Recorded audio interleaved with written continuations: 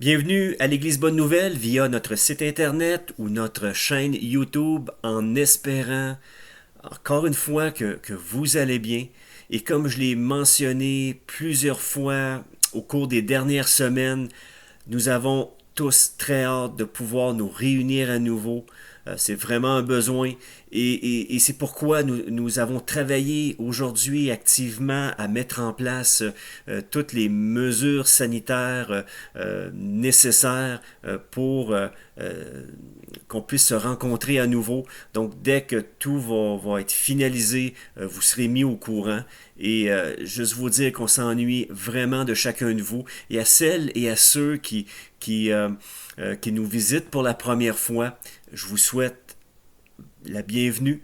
Un gros merci aussi de bien vouloir prendre ce précieux temps pour visionner cette vidéo qui, encore une fois, je souhaite de tout mon cœur, soit pour vous une source d'encouragement, de bénédiction et que vous en soyez richement bénis. Aujourd'hui, vous entendrez le partage de pasteur Éric Lefebvre sur le thème l'onction pour passer à l'action, entre parenthèses, la rosée divine.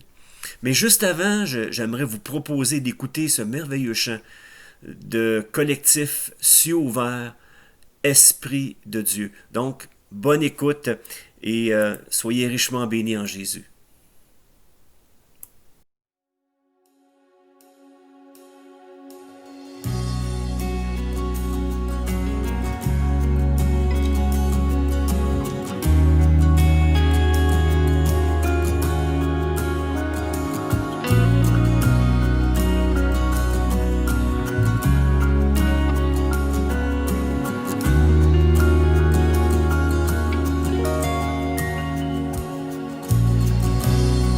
Oui, nous voulons être un peuple embrasé, l'église que ton cœur attend. Viens briser nos chaînes, détruis notre orgueil. Seigneur, fais-le maintenant. Nous voulons être.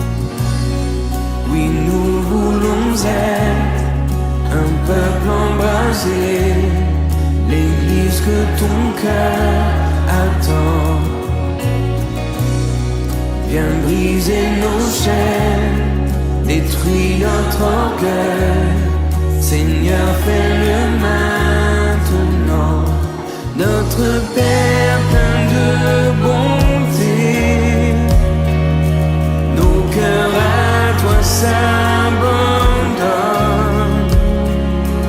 Pour ce monde que tu as tant aimé, Seigneur, voici nos couronnes. Esprit de Dieu, Esprit de Dieu vivant, souffle du nord, souffle du sud, souffle de l'est, souffle de l'ouest, Esprit de Dieu, Esprit de Dieu vivant, souffle des quatre vents et descend sur nous. Envoie ta puissance. Envoie ta puissance, rends-nous les témoins d'un royaume qui se répand. Fais brûler nos cœurs au sein des ténèbres, comme un phare dans l'océan. Envoie ta puissance, envoie ta puissance, rends-nous les témoins d'un royaume qui se répand. Fais brûler nos cœurs, fais brûler nos cœurs.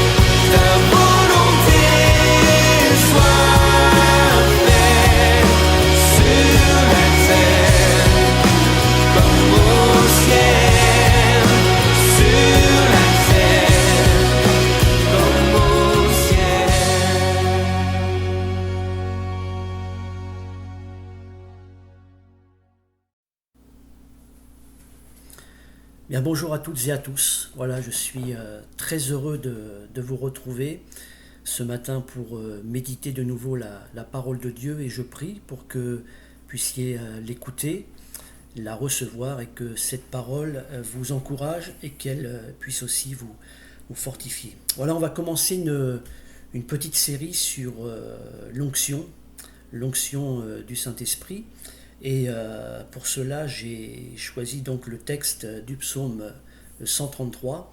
Et cette série va nous emmener, enfin le thème c'est tout simple, c'est l'onction pour passer à l'action. Parce qu'on se rend compte qu'à travers l'onction, Dieu nous amène à agir, parce que à travers cette onction, c'est un revêtement de son esprit, et nous sommes appelés à agir en son nom.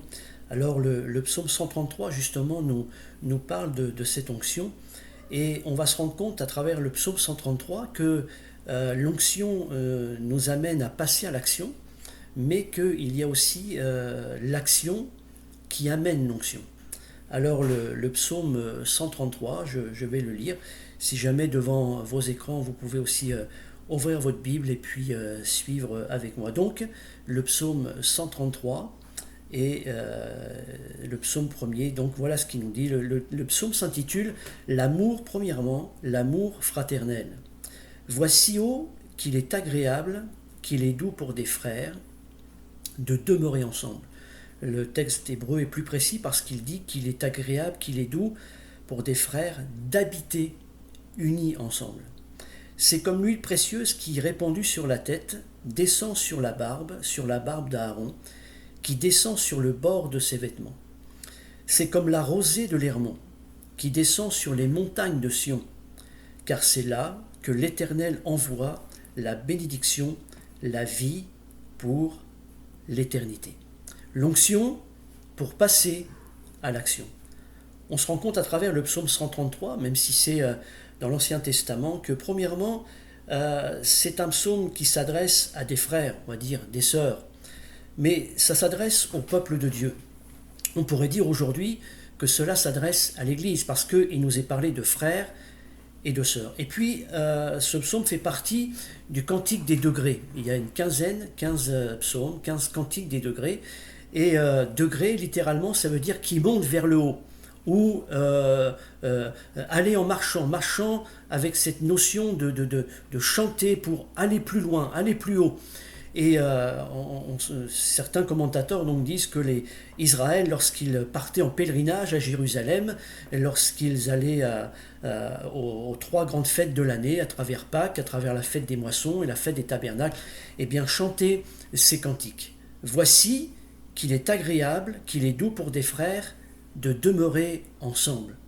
Et on se rend compte à travers ce psaume que, avant que Dieu nous parle de son huile précieuse, qu'il répand justement sur la barbe d'Aaron, sur le bord de ses vêtements, et on sait que Aaron, c'est le souverain sacrificateur qui entrait une fois par an dans le lieu très saint et qui réclamait pour le peuple le pardon des péchés pour le peuple. Et Aaron, donc le souverain sacrificateur, typifie pour nous aujourd'hui Jésus, notre grand souverain sacrificateur qui est mort à la croix pour nos péchés, mais qui est ressuscité, vivant au siècle des siècles, et qui intercède pour nous.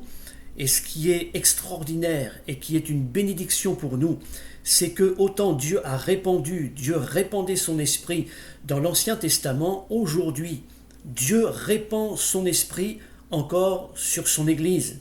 Dieu répand son esprit sur chacun de nous, nous qui croyons, nous qui avons accepté Jésus comme notre sauveur personnel. Voici qu'il est agréable, qu'il est doux pour des frères de demeurer ensemble. C'est là que Dieu envoie l'huile précieuse. Alors lorsque je regarde ce texte, je me rends compte qu'avant l'onction pour passer à l'action, en vérité, il y a une action pour vivre l'onction. Et je me rends compte dans ce texte que l'unité amène l'onction. Souvent on prie pour avoir l'onction, cette onction qui fait la différence, parce que l'onction c'est une mise à part, l'onction c'est une consécration, la consécration de Dieu. L'huile précieuse c'est l'image de toutes les grâces. et de tous les dons que Dieu veut déverser encore sur l'Église. C'est l'image de toute la grâce, de toutes les grâces et de tous les dons que Dieu veut déverser sur chacun de nous. Il veut déverser sur nos vies par son esprit. Lorsque je regarde cette onction, l'huile précieuse, la puissance de l'esprit, l'onction, c'est le principe actif de la puissance de l'Esprit de Dieu, dont Dieu veut nous revêtir les uns les autres. Dieu veut nous mettre à part. Littéralement, une onction, c'est une consécration, une mise à part voulue de Dieu, une mise à part par Dieu et une mise à part pour Dieu, afin de mieux le servir et de le servir dans la puissance, le servir dans l'autorité. Et on se rend compte à travers cette onction dont nous avons besoin les uns les autres que nous avons tous des capacités, nous avons tous une force, un potentiel. Mais on se rend compte que dans les choses de Dieu, dans les choses spirituelles, nous avons plus besoin que de nos capacités personnelles, que notre intelligence, que nos capacités intellectuelles, que nos capacités physiques.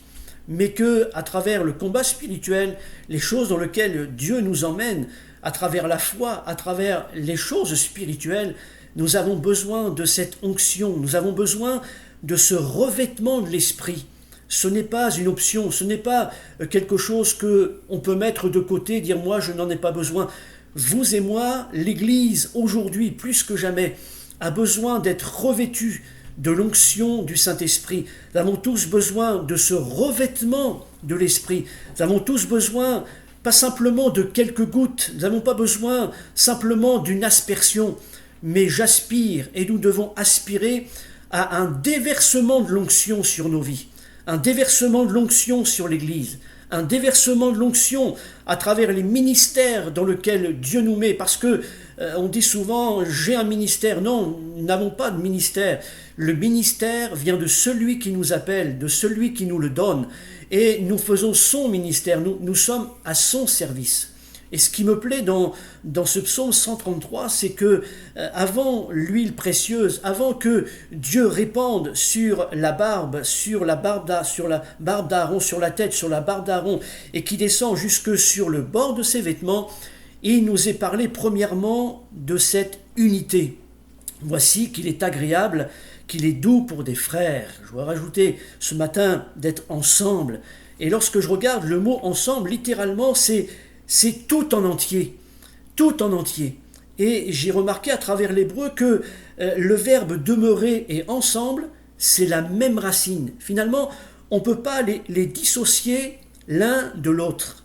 Être ensemble, c'est s'assembler, se concerter, se rencontrer. Littéralement, c'est vivre dans un même temps. Être ensemble, c'est créer comme un concert. Et finalement, ce que Dieu veut, c'est exactement ça. Si je peux donner l'image d'un orchestre, alors il y a plusieurs instruments, mais tous les instruments vont se mettre à la même note pour sortir un même son. Alors oui, différents instruments, différents sons d'instruments, mais pour un son mélodieux. Pour un son mélodieux. Et c'est ce que Dieu veut que nous vivions. Et il est dit, il est agréable, il est doux pour des frères d'habiter unis ensemble. Et lorsque l'on pense à ça, bien sûr, on pense à nous.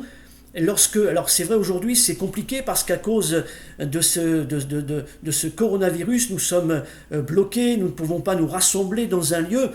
Mais on voit à travers la parole de Dieu que même si on ne peut pas, à l'heure actuelle, vraiment se rassembler comme on veut, être ensemble dans un même lieu, comme on le voit à travers les actes des apôtres, mais on peut être ensemble dans un même esprit. On peut être ensemble dans la même foi. On peut être ensemble dans la prière. On peut être ensemble dans la communion du Saint-Esprit. On peut être ensemble dans la communication du Saint-Esprit. Et nous avons besoin de cette unité. Et nous, lorsque on pense à être ensemble, bien sûr, on pense à un lieu, on pense à être ensemble, mais dans le texte, c'est pas simplement qu'il est bon pour nous d'être ensemble. Non. Premièrement, c'est agréable à Dieu. Dieu est heureux. C'est agréable et doux pour Dieu de nous voir ensemble. Et ça veut dire, ce matin, que même si malheureusement, à travers les circonstances, on ne peut pas encore se rassembler comme on veut, lorsqu'on est unis dans l'esprit, Lorsqu'on est unis dans la prière, lorsqu'on est unis à travers le corps de Christ, même séparés à travers un lieu, c'est agréable pour Dieu de nous voir unis dans cet état d'esprit, de nous voir unis dans la prière, de nous voir unis dans la foi. Et lorsque je regarde les principes, le même mot, la même racine, agréable et doux, littéralement il est dit, pour Dieu de nous voir ensemble, unis dans un même esprit, c'est excellent. Dieu dit c'est excellent. Et ça, il y a la notion aussi de meilleur. Il y a la notion de prospérité. Donc Dieu nous dit là que lorsqu'on est dans cette unité d'esprit, dans cette communion d'esprit avec lui, à travers le corps de Christ, Dieu dit ça va amener la prospérité, ça va amener la joie, ça va amener aussi une belle possession. Alors cela nous fortifie et nous encourage ce matin parce que ça nous montre que même, c'est pas de notre faute, il y a des circonstances, mais Dieu dit même si vous êtes séparés les uns les autres, si vous êtes unis dans un même esprit, il y a une belle possession qui nous attend venant de sa part. Il y a des choses que Dieu fait, il y a des choses que Dieu envoie. Il envoie la bénédiction, et pas simplement la bénédiction, mais la vie pour l'éternité. Et je réalise ce matin l'onction pour passer à l'action, mais pour vivre l'onction, pour passer à l'action, nous avons besoin d'une action, c'est la nôtre.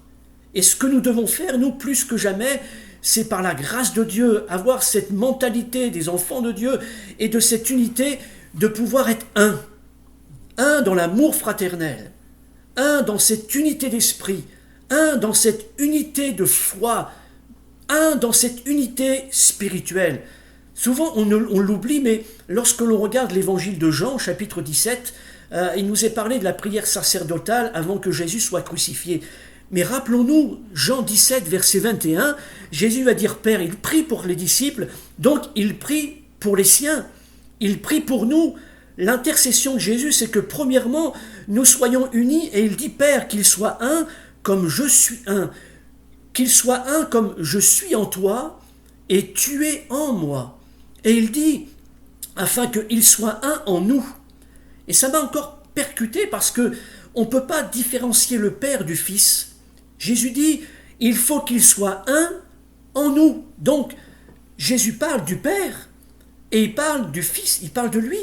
Et il y a cette unité, et être uni, c'est pas être uni simplement dans le Père, c'est pas être uni simplement dans le Fils, mais c'est être uni dans le Père et dans le Fils par le Saint-Esprit. Et il dit, Père, qu'il soit un, comme je suis en toi, tu es en moi. Et là, il dit, afin que le monde croie, par leur parole, que tu m'as envoyé. Et là, on se rend compte qu'au-delà de l'effusion du Saint-Esprit, bien sûr, acte 2, on se rend compte qu'il y a eu l'effusion du Saint-Esprit. Et Jésus dit, mais vous recevrez une puissance, le Saint-Esprit survenant sur vous, et vous serez mes témoins. Littéralement, le mot témoin, c'est le mot martus, en grec, qui a donné martyr. Quelqu'un qui va, malgré la persécution, l'opposition, va garder sa position en Jésus. Mais on se rend compte que, on pense souvent, on parle de l'Esprit qui va faire de nous des témoins. Mais Jésus dit dans Jean 17, il dit premièrement, si les disciples sont unis, comme je suis uni avec toi mon Père, et si ils sont unis dans la personne du Père, si nous sommes unis dans la personne du Fils, il y a une clé, il y a une prospérité, il y a une bénédiction. Il dit que le monde, par la parole que l'on va donner, va reconnaître et croire que Jésus est bien celui qui a été envoyé pour le pardon de leurs péchés. Et donc on voit que là, il y a une action de notre part, c'est d'être unis plus que jamais. Paul aux Philippiens pouvait dire « Rendez ma joie parfaite, ayant un même sentiment, un même amour, une même âme, une même pensée. » Et il dit « Considérez les intérêts des autres, ayez les sentiments qui sont en Jésus-Christ. » Avoir les sentiments de Jésus-Christ, c'est avoir cette unité d'esprit, être ensemble. Lorsque je lis encore la parole de Dieu, il nous est dit dans Acte 4 et le verset 32, la multitude de ceux qui croyaient n'était qu'un cœur et qu'une âme. La Bible nous dit que ils vivaient dans une parfaite unité. Personne ne prétendait être propriétaire.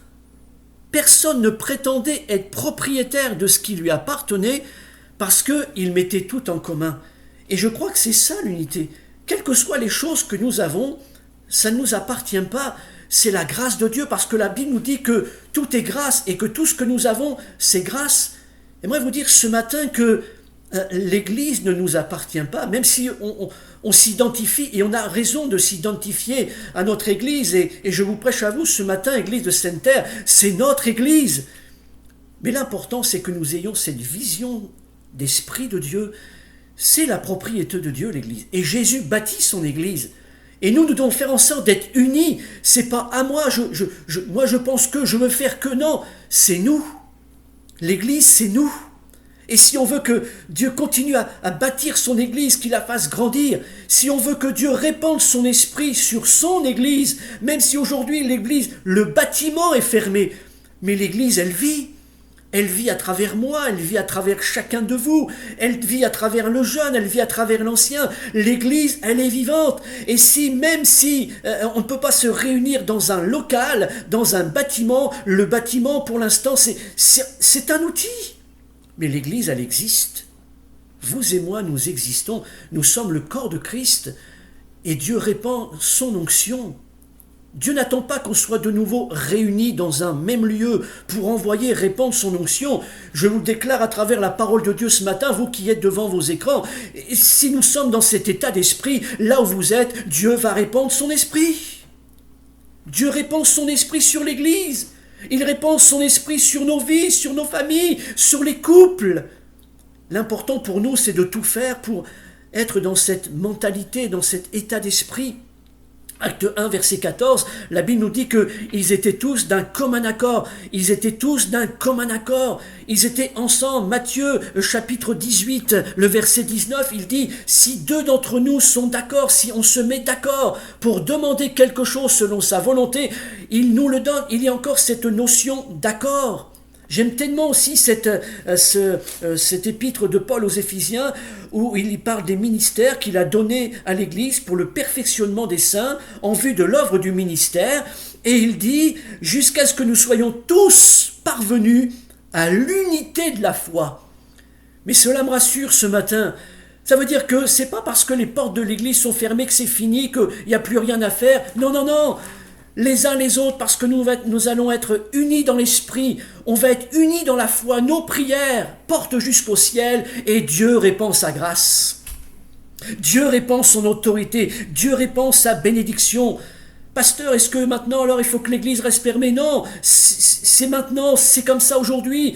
Mais ne pensons pas que parce que le lieu est fermé, qu'on ne peut pas être unis comme on le voit à travers les actes des apôtres. À un moment donné, il nous est dit acte 2, qu'ils étaient tous ensemble dans le même lieu. Aujourd'hui, pour l'instant, même si les choses se mettent en place tranquillement, mais Dieu continue à agir. Et ce que Dieu veut, c'est qu'on soit dans cette même unité de foi. L'unité de la foi.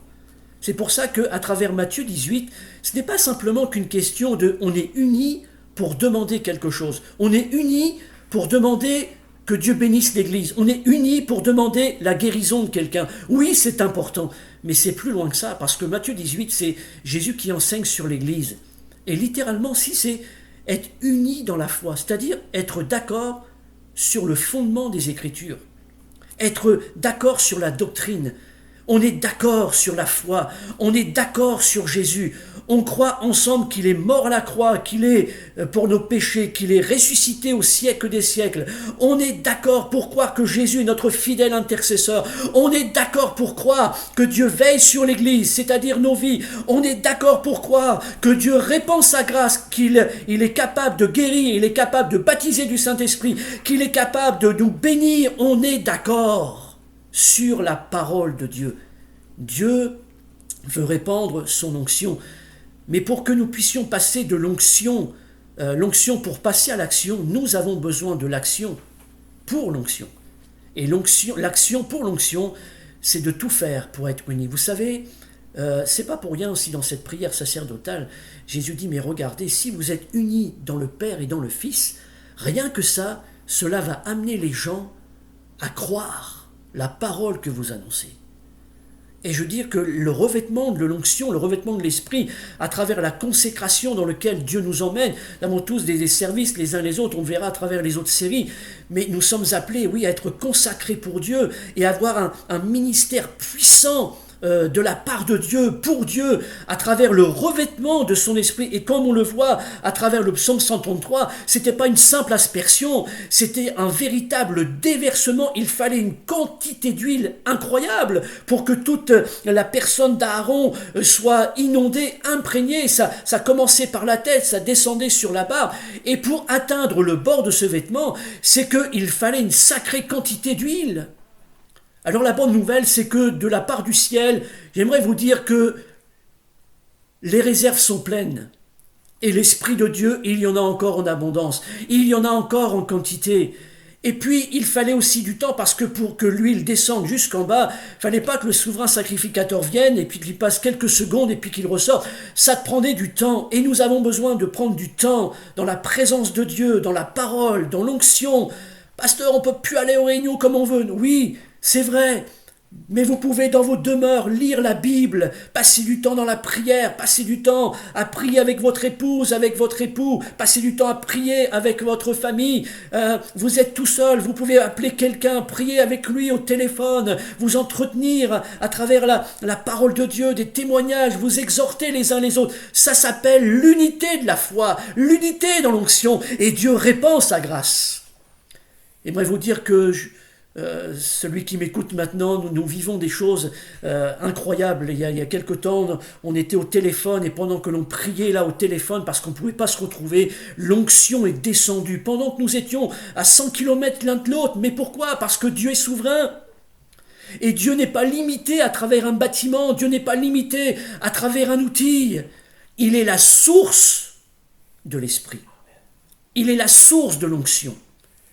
Et les murs, même si aujourd'hui on peut, c'est pas un obstacle. L'église, ce n'est pas un bâtiment. C'est comme si que les murs vont empêcher Dieu de nous bénir. Faux. Nous sommes l'église vivante. Nous sommes le corps de Christ. Lorsque je regarde l'huile précieuse, oui, parce que cette huile, elle fait la différence. Et ce que j'aime à travers cela, et c'est plus le thème de ce matin, c'est que il est parlé de l'huile précieuse. Il dit, c'est comme l'huile précieuse qui, répandue sur la tête, descend sur la barbe d'Aaron, qui descend sur le bord de ses vêtements. C'est comme la rosée de l'Hermon. Et j'ose vous dire ce matin, j'aimerais vous parler quelques instants de la rosée. Alors bien sûr, il nous est parlé de cette rosée de l'Hermon, c'est la rosée divine. La rosée divine. L'huile précieuse, c'est comme la rosée divine. J'aime tellement ça. La rosée qui vient de l'Hermon. Alors c'est intéressant de voir, parce que on pourrait dire aujourd'hui, oui, Dieu s'adresse à l'Église, on est en 2020 après Jésus-Christ, c'est le psaume 133, c'est le psaume de la communion fraternelle, on va dire c'est le psaume de la communion, c'est le psaume de l'Église. Dieu désire répandre son esprit sur l'Église, l'important d'être unis ensemble pour recevoir ce déversement de l'esprit. Et il dit, c'est aussi comme la rosée de l'Hermon. Qu'est-ce que ça veut dire l'Hermon ? L'Hermon, ça veut dire montagne sacrée, sanctuaire. Ça m'interpelle. Oui, pourquoi ? Parce que il nous est dit dans le psaume 46, et vous allez voir que c'est tellement important, l'huile précieuse, que cette rosée, la rosée, ça paraît tellement infime, ça se voit pas même. Mais il y a une puissance dans la rosée. Une puissance incroyable, extraordinaire. Et on se souvient que le psaume 46, littéralement, ça s'intitule « Dieu est présent » dans les moments de détresse. Qu'est-ce que le psaume 46 ? Dieu est pour nous un refuge, un appui, un secours qui ne manque jamais. C'est pourquoi nous sommes sans crainte quand la terre est bouleversée, quand les montagnes chancellent au cœur des mers, quand les flots de la mer mugissent, écument, se soulèvent jusqu'à faire trembler les montagnes. Il est un fleuve dont les courants réjouissent la cité de Dieu, le sanctuaire. Tiens, l'Hermon, sanctuaire, lieu, le sanctuaire. Dieu est au milieu d'elle et elle n'est point ébranlée. Ça fait du bien à mon âme. Ça m'encourage. Parce que ça nous montre que les fleuves de la grâce, celles qui descendent du trône de la grâce, qui descendent du sanctuaire de Dieu, le torrent de la grâce, ce courant, il est plus puissant que les flots de la mer qui veulent m'engloutir. Le courant qui vient du ciel. Le courant qui coule d'en haut, le courant qui coule du sanctuaire de Dieu. L'Hermon, elle est unique, le sanctuaire de Dieu. Lorsque je pense aussi à l'Hermon, il dit, c'est comme la rosée de l'Hermon. Alors, la rosée de Dieu, cette huile de Dieu, on pourrait dire aussi ce matin, elle est unique. L'huile de Dieu, on ne peut pas la fabriquer humainement. C'est une huile spéciale, c'est spirituel. On ne peut pas fabriquer l'huile du Saint-Esprit. On ne peut pas acheter l'huile du Saint-Esprit. On ne peut pas acheter l'onction. C'est une grâce. Dieu nous la donne par la foi. L'action de pouvoir être ensemble, dans un même esprit, dans la foi, dans la prière, afin que Dieu nous donne cette onction. Elle est inimitable. La rosée. J'ai regardé en hébreu la rosée. C'est impressionnant parce qu'il est dit de la rosée, ça s'appelle littéralement brume de la nuit. Mais là encore, on voit la puissance de la rosée. Parce que la Bible nous dit que lorsque les Israélites étaient dans le désert, les Israélites ont commencé à murmurer, on n'a pas à manger, on n'a pas d'eau, on n'a rien à manger, on n'a pas de viande, on n'a pas de pain. Écoutez ce que Dieu dit à travers Exode 16, verset 11. L'Éternel s'adressant à Moïse dit, « J'ai entendu les murmures des enfants d'Israël. Dis-leur, entre les deux soirs, vous mangerez de la viande, et au matin, vous vous rassasierez du pain. Vous saurez que je suis l'Éternel, votre Dieu. » Le soir survint des cailles qui couvrirent. Et littéralement, la rosée, c'est ça, brume de la nuit, mais qui veut dire couvrir ou recouvrir. Et moi, ça me parle ce matin. Ça veut dire que quels que soient nos besoins, quels que soient nos manques, quel que soit ce que nos détresses, par l'onction, Dieu est capable de recouvrir. Dieu est capable de couvrir par sa grâce. Il est capable de couvrir par sa puissance. Il est capable de couvrir par sa bonté. Il est capable de nous recouvrir de son amour. Il est capable de nous recouvrir de sa puissance. Là où il y a un manque, il y a la solution du ciel. La Bible nous dit qu'au matin, il y a eu une couche de rosée aussi autour du camp, et quand cette rosée fut dissipée, il y avait là à la surface du désert quelque chose de menu comme des grains, quelque chose du menu comme de la gelée blanche sur la terre. C'était la manne. Et c'est pour ça qu'on a appelé ça manou, parce que lorsque les Israélites ont vu ça, ils disaient, mais qu'est-ce que c'est? La manou, ça veut dire qu'est-ce que c'est? Alors certains qui ne connaissent pas vont dire, mais l'onction, qu'est-ce que c'est? L'huile précieuse, qu'est-ce que c'est? Le Saint-Esprit, qu'est-ce que c'est? Mais pour nous qui croyons, qu'est-ce que c'est? C'est la puissance de l'Esprit de Dieu, c'est l'onction, c'est ce qui fait la différence, c'est ce qui vient recouvrir nos manques, c'est ce qui vient recouvrir nos incapacités, c'est ce qui vient recouvrir nos limites. La terre a ses limites, nos capacités ont une limite, notre intelligence a une limite, mais mon Dieu n'a aucune limite, et son esprit qu'il répand sur nous n'a aucune limite pour m'emmener là où il veut m'emmener. La rosée, à travers cette puissance, lorsque vous regardez la rosée, on se rend compte que la rosée, ça fait pas de bruit. Ces derniers temps, nous avons vécu de l'orage, nous avons vécu des pluies fortes, nous avons vécu de la grêle. Et lorsque même vous regardez rien que de la pluie forte, oh là, il y a des milliers, des millions de litres qui tombent, et ça fait du bruit. Et parfois même, on se rend compte qu'à travers la pluie assez abondante, terrible, il y a même des inondations à cause d'une pluie abondante, d'une tempête. Mais lorsque vous regardez, on se rend compte que ces pluies fortes, abondantes d'un seul coup, parfois elles vont rouler sur la terre, mais elles n'imprègnent pas le sol. Mais regardez la rosée.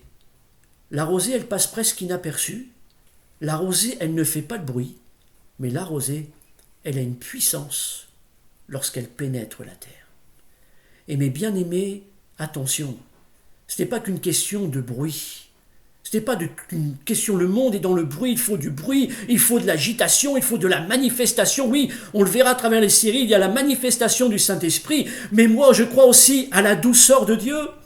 Je crois aussi aux choses que les gens ne voient pas, mais qui s'opposent. Et brume de nuit, ça veut dire quoi? C'est que même pendant la nuit de mes problèmes, même pendant la nuit de mes difficultés, même pendant que je dors la nuit, Dieu me couvre de sa grâce. Ça ne fait pas de bruit, mais ça agit en profondeur. Dieu agit en profondeur, comme une rosée. Ça ne fait pas de bruit, ça passe inaperçu. Le matin, en vous levant, vous ne regardez pas sur votre pelouse s'il y a de la rosée. Pourtant, oui, il y a de la rosée. Et cette rosée-là agit en profondeur. Quelle image extraordinaire que pendant que l'on dort, pendant que nous reposons de nos actions de la journée, la rosée de Dieu puissante se pose sur nous, sur nos besoins, sur nos situations. La rosée de Dieu se pose sur son Église. Et Dieu agit en profondeur. Il agit avec puissance, avec autorité. La rosée fait un effet extraordinaire. La texte nous dit encore à travers Lévitique 21:12, j'aime tellement ce texte, l'huile d'onction de Dieu est une couronne sur lui. Waouh! L'huile d'onction de Dieu est une couronne sur lui. On sait que la couronne, ça nous parle de royauté, oui, Dieu nous donne l'autorité. Dieu nous fait régner à travers sa grâce, à travers son huile. Ça nous parle aussi de royauté. Jésus est le roi des rois, le Seigneur des seigneurs. Et s'il est notre roi, il règne. Il a toute autorité. C'est notre couronne, comme on le verra à travers la série. Psaume 119, verset 3 nous dit « Ton peuple est plein d'ardeur. » Waouh! Ton peuple est plein d'ardeur quand tu rassembles ton armée avec tes ornements sacrés. C'est quoi notre ornement sacré? C'est la couronne de Jésus, c'est son onction, c'est comme on l'a lu, l'onction, l'huile d'onction de Dieu est une couronne sur lui. C'est ça notre ornement, l'onction de Dieu, sa grâce, sa puissance, la puissance du Saint-Esprit. Et ce texte nous dit, psaume 110, verset 3, alors qu'il dit ton peuple est plein d'ardeur, il dit ta jeunesse vient à toi, waouh, comme une rosée. Et qu'est-ce que ça nous parle, la jeunesse? Ça nous parle de ferveur, ça nous parle d'agilité, ça nous parle de force. Oui, il y a une puissance dans la rosée. Il y a une force dans la rosée. Il y a une profondeur dans la rosée. Et Dieu dit, lorsque mon huile précieuse, c'est aussi comme une rosée. Et la jeunesse, oui, ça nous parle de renouveau, ça nous parle d'être renouvelé. Psaume 92, verset 11, tu me donnes la force du buffle. Comment? Je suis arrosé d'une huile fraîche. Vous remarquerez que la rosée, elle ne reste pas toute la journée jusqu'au lendemain matin. La rosée, elle sèche parce qu'elle pénètre la terre et une nuit arrive avec une nouvelle rosée. Et c'est exactement ça, l'huile précieuse aussi. C'est comme la rosée. Gloire à Dieu pour sa rosée dans ma vie aujourd'hui. Gloire à Dieu pour la rosée de Dieu dans ma vie de demain. Je ne vis pas aujourd'hui sur la rosée d'hier ou d'avant-hier. Je vis aujourd'hui parce que Jésus est ma couronne. Je vis aujourd'hui sur la rosée d'aujourd'hui que Dieu a recouvert. Il m'a couvert. Et je vivrai demain encore sur une nouvelle rosée fraîche qui va encore avoir une action puissante en profondeur. La parole de Dieu nous dit que c'est important. C'est comme la rosée de l'Hermon qui descend sur les montagnes de Sion. Qu'est-ce que ça veut dire, Sion? C'est intéressant. Lorsque l'on parle de Sion, on parle bien sûr de Jérusalem, parce que avant que Jérusalem s'appelle Jérusalem, du temps de David, Jérusalem s'appelait Sion. Et vous allez voir, ce paradoxe, c'est un paradoxe incroyable, mais on est là dans la logique de Dieu, on n'est pas dans la logique des hommes. On est dans la logique de Dieu, on est dans les paradoxes de Dieu parce qu'il nous est parlé d'une rosée qui descend donc du sanctuaire de Dieu, une onction, une rosée divine qui descend sur les montagnes de Sion. Rosée, infime, pas de bruit, mais qui a une puissance, qui descend sur Sion. Et littéralement, Sion, ça veut dire lieu desséché, incroyable. Cette petite rosée a autorité sur les lieux desséchés de ta vie. Vous vous rendez compte combien c'est important d'être unis dans l'esprit, dans le lien de la paix à travers l'esprit, parce que lorsque Dieu agit tranquillement, alors que je ne le vois pas, je ne l'entends pas, j'ai l'impression que je prie, Dieu n'agit pas. Si tu as confiance en Dieu, si tu vis dans l'unité de l'esprit, de la foi, si tu es uni à Christ, au Père, à son Père, par l'Esprit, Dieu agit dans ta vie comme une rosée. J'aimerais vous rassurer ce matin, ne vous inquiétez pas. Si nous prions, si nous sommes toujours accrochés à celui qui bâtit l'Église, l'Église est dans les mains du Maître. L'Église est dans les mains de Jésus. Et même si tu as l'impression qu'à travers les événements, que c'est compliqué, qu'est-ce qui va se passer? Dieu agit comme une rosée, tu ne le vois peut-être pas, mais Dieu agit comme une rosée sur les lieux desséchés. Quels que soient les lieux de dessèchement de ta vie, les endroits où c'est desséché, dans ton moral, peut-être dans ton corps, peut-être que tu es desséché au niveau spirituel, ta foi, tu as l'impression que ta foi est desséchée, la communion fraternelle est desséchée, tu as l'impression que dans la prière, il y a quelque chose de desséché. J'aimerais te dire que la rosée divine, elle vient avoir autorité sur les lieux desséchés. La Bible nous dit à travers le livre de Samuel, parce que la Bible nous dit, 2 Samuel, chapitre 5, verset 7, que David a pris Sion. Et on sait que Sion, lieu desséché, est devenu Jérusalem. Et qu'est-ce que ça veut dire? Si Sion veut dire lieu desséché, Jérusalem, ça veut dire fondement de la paix. Ou littéralement encore fondé par la paix. Et on se rend compte à travers les 15 cantiques des degrés, parce qu'il y a 15 cantiques, qu'à chaque fois il nous est parlé d'Israël, il nous est parlé de Jérusalem, fondement de la paix. Et moi ça me bénit tellement la parole de Dieu, c'est que Dieu me dit, regarde, quels que soient tes lieux desséchés, si tu crois, mon onction vient comme une rosée, et elle vient rafraîchir, elle vient changer tes lieux desséchés. Avec ma puissance, je viens en faire un fondement de la foi. Dieu transforme nos lieux desséchés à travers sa paix. On sait à travers la parole de Dieu que Jésus est notre paix. Il est le prince de la paix. Lorsque je lis l'épître aux Colossiens, chapitre 1er, le verset 19, la Bible nous dit « Dieu a voulu que toute plénitude habite en Jésus. Il a voulu par lui réconcilier tout avec lui-même, tant ce qui est sur la terre que ce qui est dans les cieux. Comment? En faisant la paix par lui, par le sang de la croix. » On parle d'unité qui amène l'onction. Vous savez que qui dit réconciliation dit pardon. Il ne peut pas y avoir de réconciliation sans pardon. Et c'est pour cela que dans le corps de Christ, dans l'Église, quelles que soient nos idées, quel que soit ce on a tellement besoin de se mettre à la hauteur les uns des autres, de chercher les intérêts des uns des autres, parce que le pardon, c'est la réconciliation, et la réconciliation, c'est la résurrection. Vous vous rendrez compte que là où il y a des conflits, c'est la mort. Chacun est de son côté, c'est la division, c'est la mort. Mais là où il y a le pardon, là où il y a la réconciliation, de nouveau la vie vient prendre place. Qui dit réconciliation, dit résurrection. Qui dit pardon, dit résurrection. Ce qui amène la vie, c'est le pardon en Jésus-Christ. Nous avons tellement besoin d'être réconciliés. Et la Bible nous dit que premièrement, Dieu a voulu que nous réconcilier à travers Jésus, à travers le bois de la croix. Voilà pourquoi Jésus est mort à la croix. Il est mort pour le pardon de nos péchés, pour nous réconcilier avec Dieu. Il est notre médiateur. Il a fait en sorte que nous puissions nous rencontrer. Et si aujourd'hui on est tellement heureux de pouvoir nous rencontrer, Dieu a fait un pas, nous faisons un pas vers Jésus, nous sommes en contact, en communion, alors à combien plus forte raison nous devons nous rencontrer. Ce qui a amené la vie en nous, c'est d'avoir rencontré Jésus-Christ comme notre sauveur personnel. Nous voulons l'onction, nous voulons le surnaturel de Dieu, nous voulons la rosée divine. Alors veillons les uns les autres à nous rencontrer spirituellement, pas charnellement, à nous rencontrer spirituellement. Parce que si nous nous rencontrons spirituellement, alors la vie va prendre place. Et là, l'onction va venir. Dieu va déverser son esprit, parce que Dieu le dit, on l'a lu, pour lui c'est agréable. C'est bon de nous voir ensemble, c'est bon de nous voir unis, parce qu'il dit, regardez, si vous êtes unis en moi, alors je vais déverser mon onction sur vous. Et moi je crois ça dans les temps que nous vivons à travers l'Église, à travers les difficultés que nous pouvons vivre.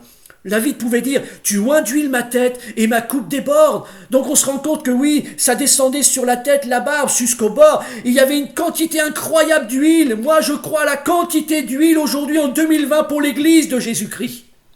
Faisons en sorte que cette huile se déverse, et pas simplement pour dire « Seigneur, remplis-moi », parce que « remplis-moi », c'est égoïste, c'est pour moi. Nous ne voulons pas que Dieu nous remplisse pour nous-mêmes, nous voulons déborder sur les autres. Je veux que ma vie soit remplie mais pas simplement remplie, que l'onction déborde sur les autres. L'onction de l'esprit, avoir cet esprit de conquête pour que Dieu nous bénisse à travers nos combats. La Bible nous dit que David a pris Sion. Il l'a pris Pourquoi? Parce que il l'a amené, par la foi, il a amené Sion entre les mains du Père. Et quels que soient nos combats, quelles que soient nos luttes, nous devons amener nos problèmes au pied de l'Hermon, c'est-à-dire au pied du sanctuaire de Dieu, au pied de la montagne sacrée. J'ai remarqué à travers la parole de Dieu, j'ai regardé, c'est pas moi qui ai compté à la main, mais j'ai remarqué que lorsqu'il est parlé de Jérusalem ou de Sion, il est parlé dans la parole de Dieu du mot Jérusalem 660 fois. Mais lorsqu'il est parlé de Sion, donc Jérusalem, mais lorsque on est parlé de Sion, il est parlé de 158 fois de Sion, c'est-à-dire 158 fois du lieu desséché, mais 660 fois du fondement de la paix. Et moi, je dis oui, 4 fois plus. 4 fois plus. Alors je dis oui, je crois à ça. Que quels que soient nos lieux desséchés, lorsque nous emmenons nos combats au pied de l'Hermon, c'est-à-dire au pied de Dieu, au pied de la montagne sacrée, au pied du sanctuaire de Dieu, oui, je crois aux courants d'eau qui ont autorité sur les mers, sur les montagnes, oui, lorsque ça chancelle dans ma vie, le courant de la grâce, de la puissance de Dieu a autorité. David a emmené au pied de la montagne sacrée. Sion a été vaincu. Jérusalem est né. Le fondement de la paix. Alors on le sait les uns les autres à travers la parole de Dieu. Jean chapitre 20 verset 19. La Bible nous dit que la porte, après la résurrection de Jésus, la porte de la maison où se trouvaient les disciples, elle était fermée par crainte des Juifs. Fermée à cause de la crainte. De quoi avons-nous peur aujourd'hui? Quelles sont nos craintes? Vous savez ce qui me fait plaisir, et c'est ça la parole de Dieu, c'est que la Bible nous dit que malgré que les Juifs soient enfermés par crainte, la porte était fermée, la Bible nous dit que Jésus est entré. Ça n'a pas empêché Jésus d'intervenir. Ça n'a pas empêché Jésus de venir au milieu d'eux et de leur dire « La paix soit avec vous ». Et ça nous montre encore ce matin que la paix de Dieu, c'est pas une question de bâtiment, de portes fermées ou pas fermées. Et ça me montre ce matin que quelles que soient même tes craintes, quelles que soient tes inquiétudes, quel que soit ce que tu vis, quelles que soient tes appréhensions, quelles que soient tes angoisses, quelles que soient tes frustrations, Jésus vient au milieu de nous.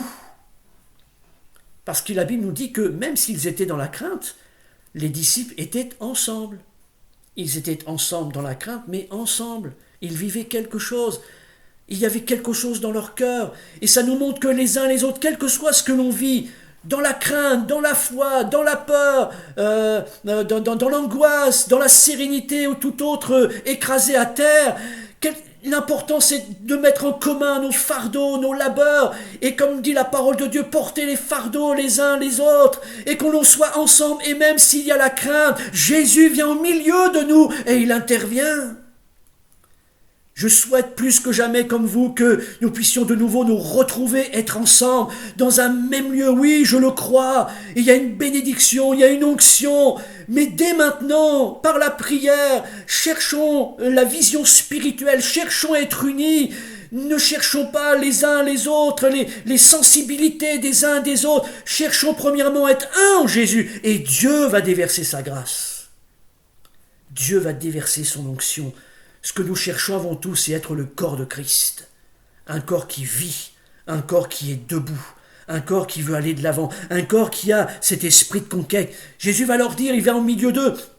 C'est pas une question de mur, c'est pas une question de porte. Jésus est au-delà de ça, il est venu au milieu d'eux. Et il leur dit, paix, littéralement paix vous soit. Déclarez sur vous ce matin à travers l'onction, paix vous soit.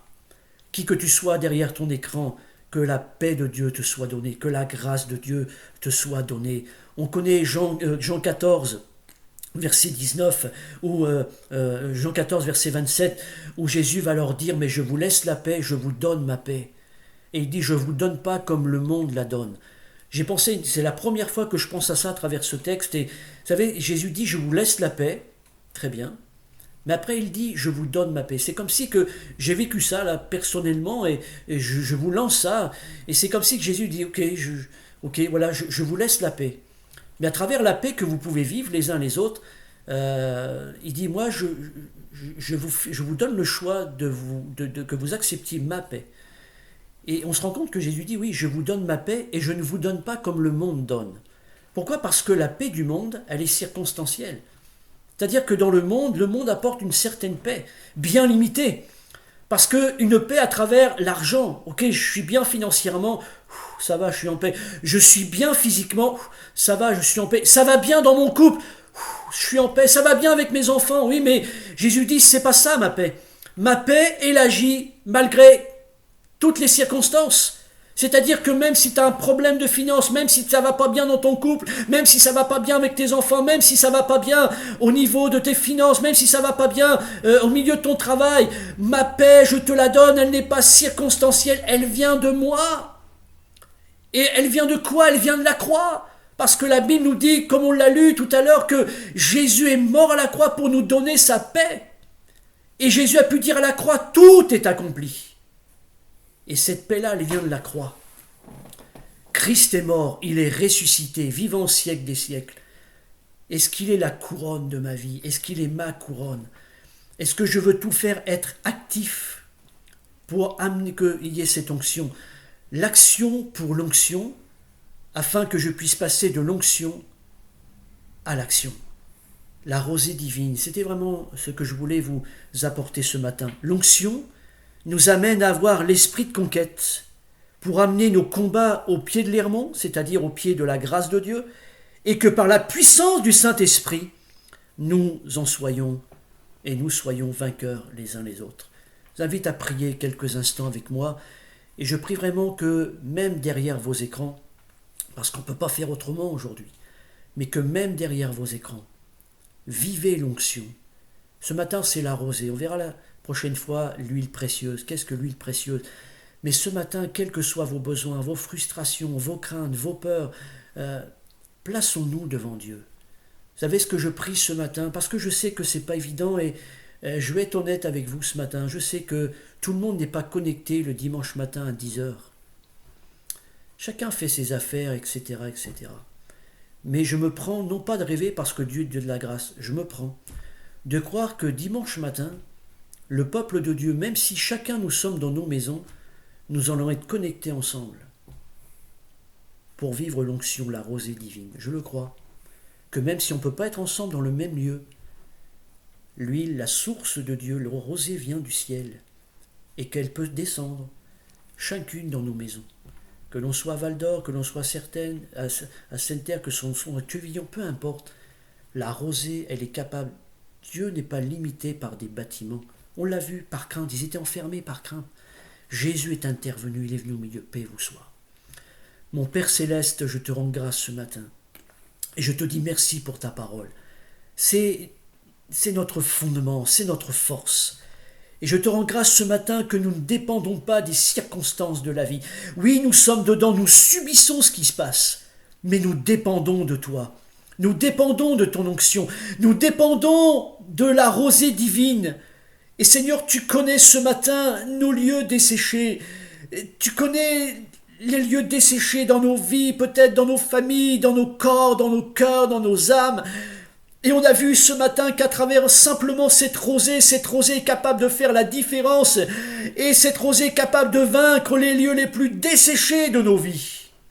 Seigneur, je suis conscient que l'Église vit ce matin, à travers cette particularité de ce Covid en ce moment, et quelque chose de particulier, comme si qu'une sécheresse veut atteindre l'Église.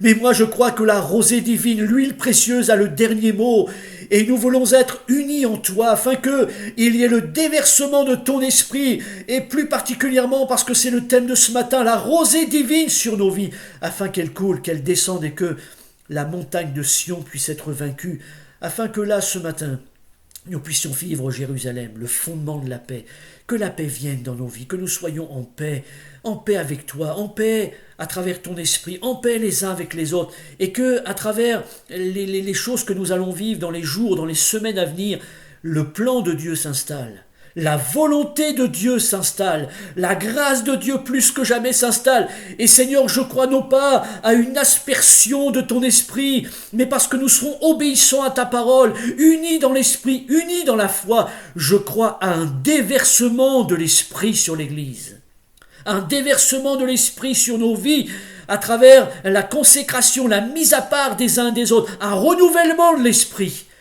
que ton Église soit conquérante, que les ministères dont tu as revêtu les uns les autres soient des ministères de conquête, des ministères de victoire, des ministères qui amènent la victoire dans la ville. Merci pour ta grâce. Merci Seigneur, je te prie de bénir les bien-aimés ce matin. Et je veux le déclarer qu'il est bon, qu'il est doux, qu'il est agréable pour des frères, des sœurs, d'habiter unis ensemble.